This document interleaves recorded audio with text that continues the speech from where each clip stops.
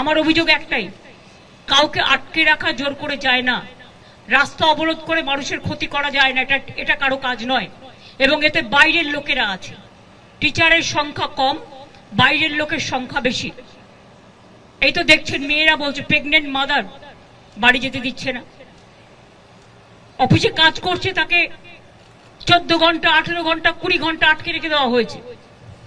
একটি মেয়ে পরীক্ষা দিতে গেছে, পরীক্ষার্থী, সে বারবার বলেছে আমি বাড়ি যাব, আমার বাড়ির লোক চিন্তা করবে, তাকে নামতে দেওয়া হয়নি। নিজের চোখে একবার দেখে যান যে এখানে যারা আছেন প্রত্যেকেই যোগ্য শিক্ষক শিক্ষিকা ও শিক্ষাকর্মী। বাইরের যদি কেউ থেকে থাকে সেটা হচ্ছে তাদেরই পরিবারের লোক, তাছাড়া আপনারা বাইরের কাউকে পাবেন না।